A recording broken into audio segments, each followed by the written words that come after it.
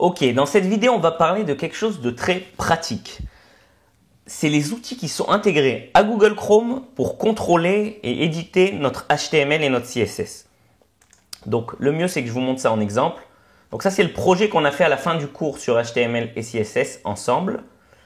Non, on va le laisser en grand.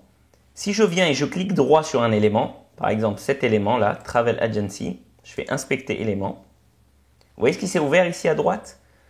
J'ai une partie qui représente mon HTML et une partie qui représente mon CSS et tout ce qui est margin, border, padding directement de l'élément. Donc, tout ce menu-là, vous pouvez contrôler où vous voulez l'afficher. Vous voyez, si je reste appuyé avec la souris et que je descends ici, il va me le mettre maintenant en bas de la page. Bon, ça c'est selon vos préférences. Moi j'aime bien personnellement directement le mettre dans une autre fenêtre à part. Donc là, si je viens et je clique sur ça, il me l'a ouvert directement dans une autre fenêtre. Voilà, donc maintenant j'ai deux fenêtres.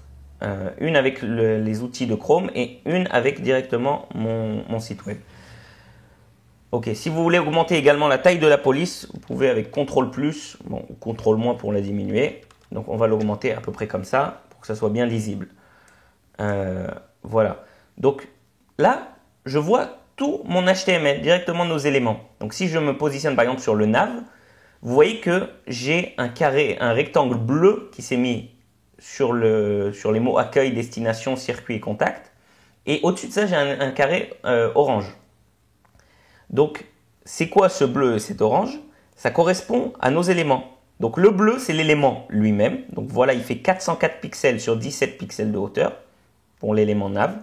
Il n'a pas de padding, il n'a pas de border et il a une margin top de 50 pixels. Le orange, c'est le margin top que vous voyez à l'écran à gauche. Ok. Bon, là, je vous l'ai montré pour le nav, mais vous pouvez exactement voir la même chose pour chacun de nos éléments.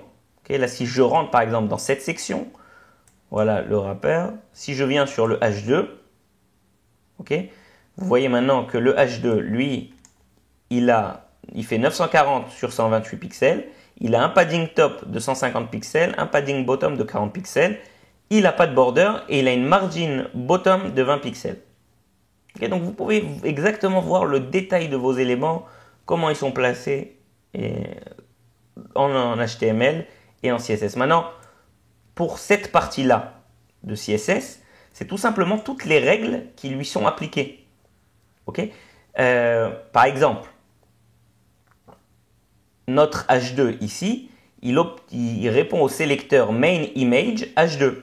Il répond également au sélecteur H2. En plus, vous avez la position dans le fichier de ce sélecteur. C'est-à-dire que si vous allez dans notre fichier style.css, à la ligne 103, vous allez voir ce sélecteur.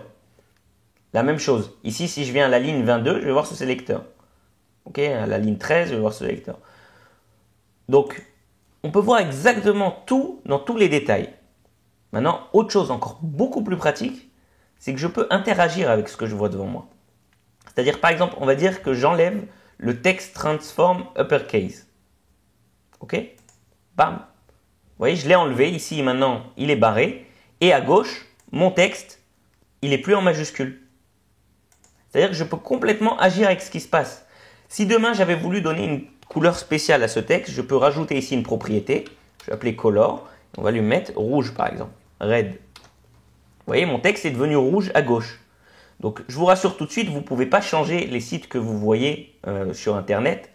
Ça va juste changer ce que vous voyez dans votre navigateur à vous, mais ça ne va pas changer le code qui est hébergé sur le serveur du site web en question. Okay. Maintenant, c'est très pratique. Souvent, quand vous faites un site, vous donnez un premier jet et ensuite, vous allez le changer avec, par exemple, cet outil. Et une fois que vous êtes content de ce que vous voyez à l'écran, vous prenez votre code, vous faites copier-coller et vous allez dans votre éditeur de code et vous pouvez directement modifier vos sélecteurs CSS. Okay. Donc voilà cet outil qui est vraiment très pratique et très utilisé pour les développeurs pour contrôler et voir le HTML et le CSS.